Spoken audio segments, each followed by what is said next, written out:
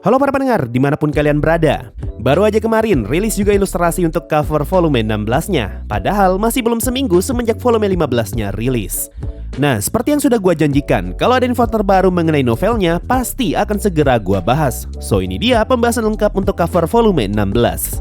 Buat yang tidak tahu, volume 16 akan melanjutkan cerita dari volume 15. Makanya judul volume 16-nya adalah The Half-Elf Godkin Part 2. Untuk penjelasan lebih jauh soal sinopsisnya, sudah pernah gua bahas di video terpisah. Intinya, volume 16 akan bercerita mengenai Ainz yang mulai mengambil tindakan, dan ini akan menjadi volume klimaks di mana Zesi Zetsume dan juga Elf King akan saling bertemu. Nah, kalau kita lihat cover volume 16-nya, di sini terlihat seorang Dark Elf kecil yang adalah Mare sedang berdiri sambil memegang tongkat kayu, dan di belakangnya terdapat senjata berbentuk sabit. Kalau di volume 15 Aura yang jadi model covernya, nah di volume 16 ini sekarang adalah gilirannya Mare yang jadi model covernya. Lalu kalau kita lihat, Mare seperti sedang menggunakan bikini armor berwarna hijau dengan jubah yang juga berwarna hijau. Lalu di depannya Mare terlihat sosok berarmor putih yang sepertinya adalah seorang gadis. Gadis itu terlihat sedang memegang benda panjang semacam tongkat atau semacam pegangan sambil dikelilingi para skeleton berarmor hitam dengan jubah merah. Nah, perempuan itu 100% adalah Zesi Zetsume yang sedang menggunakan full armor, alias itu adalah Zesi yang lagi mode tempur. Sehingga gambar ini bisa jadi jaminan buat kita kalau volume 16 nanti akan berisi penjelasan tentang seberapa kuat Zesi Zetsume. Kenapa gue bisa yakin kalau itu adalah Zesi? Coba kalian perhatikan tangan perempuan ini. Di sini dia terlihat sedang memegang semacam pegangan yang sangat panjang. Dan kalau kita perhatikan baik-baik, pegangan itu ternyata nyambung dengan bilah sabit yang ada di belakangnya Mare. Nah, satu-satunya karakter di Overlord yang menggunakan sabit hanyalah Zesi Zetsume, dan corak bilah sabit yang ada di cover ini terlihat sama persis dengan corak sabitnya Zesi Zetsume yang ada di season 2 episode 1. Dengan kata lain, gambar ini adalah momen ketika Zesi hampir saja menebas lehernya Mare.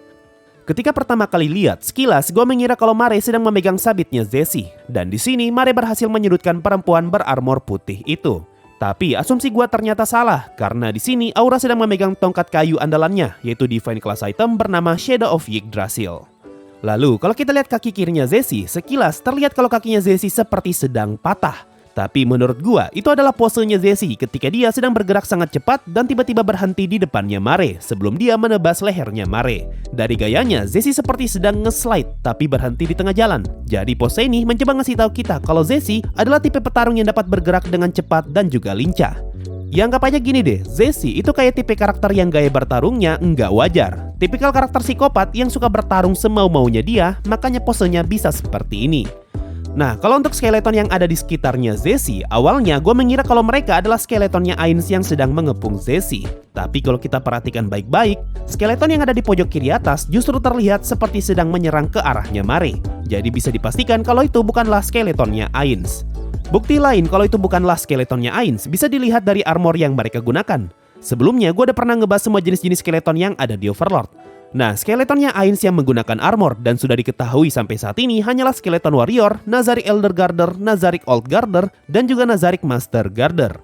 Dari keempat skeleton itu, sama sekali tidak ada skeleton yang menggunakan armor hitam dengan jubah berwarna merah. Sehingga ini semakin memperkuat kemungkinan kalau kedua skeleton itu memang bukanlah miliknya Ainz. Tapi tidak menutup kemungkinan kalau Ainz masih punya beberapa jenis skeleton lain yang belum pernah dia panggil sampai sekarang. Cuma untuk saat ini, gue cukup yakin kalau itu bukanlah skeletonnya Ainz.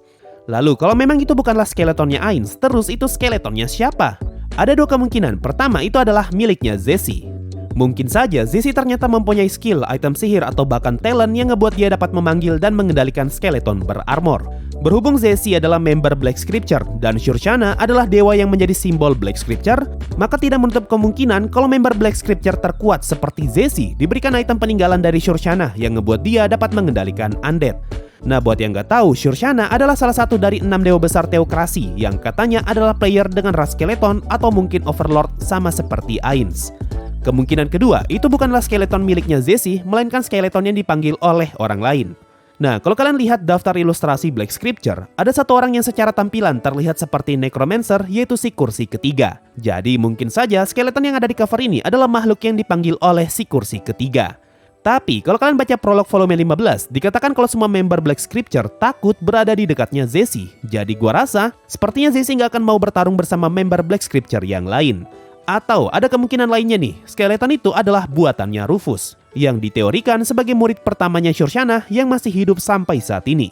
Jadi tidak menutup kemungkinan kalau Rufus adalah seseorang dengan ras undead yang juga mampu memanggil skeleton sama seperti Ainz. Lalu, kalau kita perhatikan lebih jauh, sepertinya pertarungan ini terjadi di dalam bangunan dengan dinding yang terlihat seperti pilar atau mungkin jendela dan juga lantai yang tampak berlumuran darah. Nah, kita belum tahu nih darahnya siapa ini. Kalau kita lihat gambarnya Zesi, di sini dia tidak tampak terluka. So, sepertinya itu bukanlah darahnya Zesi. Jadi ada kemungkinan kalau itu adalah darah dari korban yang telah Mare habisi. Entah gimana ceritanya, bisa aja Mare datang ke bangunan itu dan membantai semua orang yang ada di dalamnya. Lalu Zesi pun datang dan secepat mungkin mencoba menebas lehernya Mare, sambil ditemani dengan beberapa skeleton berarmor sebagai pengalih perhatian. Atau jangan-jangan kalau mau lebih liar lagi, itu adalah darahnya Elf King dan gambar ini berada di dalam istananya Elf King. Jadi mungkin Mare baru saja membunuh Elf King dengan sangat sadis, makanya darahnya sampai tersebar kemana-mana. Lalu Zesi yang saat itu sedang dalam misi untuk membunuh Elf King baru saja tiba tidak lama setelah Mare menghabisi Elf King. Hal ini ngebuat Zesi gagal membunuh Elf King dengan tangannya sendiri dan dia pun mengalihkan amarahnya ke Mare yang pada saat itu sedang berada di lokasi sebagai pelaku utama pembunuh Elf King.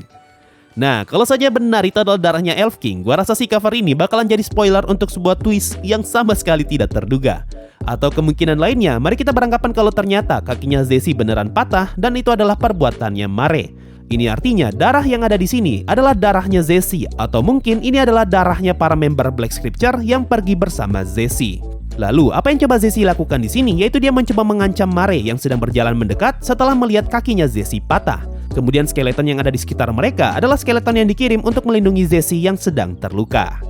Oke, bahas Zesi dengan armor putih sudah, bahas skeleton armor hitam sudah, bahas darah di lantai juga sudah. Sekarang mari kita bahas gambar yang paling menarik perhatian, yaitu Mare dengan bikini armornya. Buat yang lupa atau bahkan gak tahu, Mare itu cowok. Andaikan Mare itu cewek, gak bakal gue tampilin gambar ini. Tapi karena Mare cowok, ya gue tampilin aja lah, harusnya aman nih. Sekilas kalau kita lihat, Mare terlihat seperti sedang menggunakan bikini armor. Tapi ada satu hal yang harus kalian tahu, yaitu Mare bukanlah tipe NPC warrior yang cocok menggunakan armor. Kalau kalian sadar, di Overlord tidak ada konsep bikini armor, di mana semakin tipis dan minim armor seseorang, maka semakin kuat armor tersebut. Makanya kita diperlihatkan Shaltir yang punya full armor, Albedo yang punya full armor, Ainz yang juga full armor ketika jadi Momon, Gazef yang juga full armor, dan bahkan Zesi pun full armor. Karena semua armor itu memang diperlukan untuk menambah pertahanan mereka. Beda halnya dengan armor yang Clementine pakai. Dijelaskan kalau armornya Clementine digunakan bukan untuk menambah pertahanan, melainkan untuk membuat dia dapat bergerak dengan bebas. Karena gaya bertarung Clementine adalah tipe bertarung yang mengandalkan kelincahan. Jadi, semakin minim armor tidak ngebuat pertahanan seseorang semakin kuat, melainkan ngebuat seseorang dapat bergerak lebih leluasa. Jadi menurut gua, apa yang Mare pakai di sini bukanlah bikini armor, melainkan itu adalah baju tempurnya Mare sebagai seorang druid. Nah, kalau saja itu adalah bajunya Mare sebagai druid, maka ini bisa menjelaskan kenapa pakaiannya Mare malah jadi terbuka. Karena mau itu terbuka atau tertutup, tentu tidak ada masalah selama pakaian itu dapat meningkatkan kemampuan bertarungnya sebagai seorang druid atau mage. Apalagi mage adalah tipe kelas yang bertarung dari jarak jauh, sehingga mereka tidak mempunyai kewajiban untuk menggunakan pakaian yang menutupi seluruh tubuhnya. Tapi ada juga kemungkinan kalau baju yang Mare pakai di sini adalah pakaian tradisional elf ketika sedang bertempur. Karena ingat, saat ini Ainz, Aura, dan Mare sedang mencoba berbaur dengan desa Dark Elf. Lalu, kalau kalian bertanya, kenapa bentuk pakaiannya Mare seperti ini? Jangan lupa satu hal, kalau buku-buku Cagama men-setting Mare sebagai laki-laki yang menggunakan pakaian perempuan. Nah, ada satu hal lagi yang menarik di cover ini, yaitu ekspresinya Mare yang sama sekali tidak panik ketika lehernya hampir ditebas Zesi, yaitu Godkin yang disebut sebagai petarung terkuat umat manusia. Nah, dari gambar ini bisa terlihat seberapa besar dominasinya Mare dan memperlihatkan sejauh apa perbedaan kekuatan mereka berdua. Buat yang lupa, Mare adalah salah satu Floor Guardian dengan kekuatan fisik terkuat dan dia adalah Floor Guardian terkuat kedua setelah Shaltir, kalau kita tidak memasukkan Gargantua ke dalam hitungan.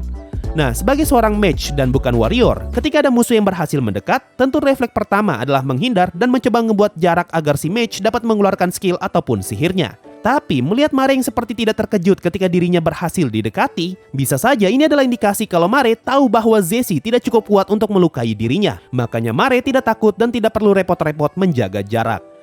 Nah, satu lagi, berhubung akhirnya Mare dipertemukan dengan Zesi, maka tidak menutup kemungkinan kalau Zesi akhirnya bertemu dengan sosok yang lebih kuat dari dirinya dan dia malah jatuh cinta sama Mare. Kemungkinan yang satu ini jauh lebih masuk akal daripada Zesi yang jatuh cinta kepada Ainz. Karena kalau Zesi suka sama Ainz, tentu Albedo dan Shaltir nggak akan tinggal diam. Tapi kalau dia malah suka sama Mare, ini berarti tidak akan ada orang di Nazarik yang bakal menentang hal itu. Nah itu tadi penjelasan dan beberapa teori yang bisa gue pikirkan ketika melihat cover volume 16. Kalau menurut kalian gimana? Apakah di gambar ini Zesi sedang terluka? Atau Zesi sedang mencoba menyerang Mare secara mendadak? Coba komen di bawah. Mungkin itu saja untuk video kali ini. Makasih semuanya sudah mendengarkan sampai di titik ini. Sampai jumpa di video berikutnya. Dan bye-bye.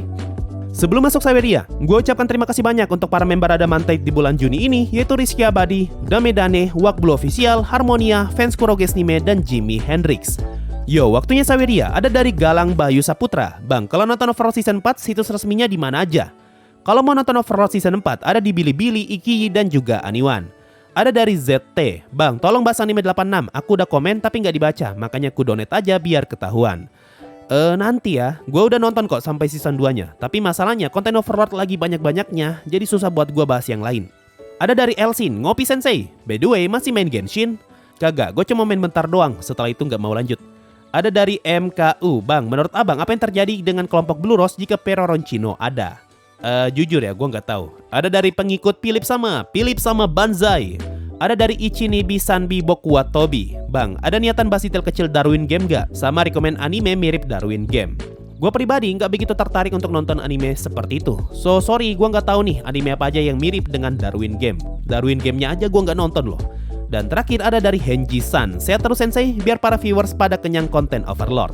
Nah itu tadi dari Saweria. Terima kasih semua yang sudah donasi dan gabung jadi membership sampai saat ini. Thanks a lot and bye-bye.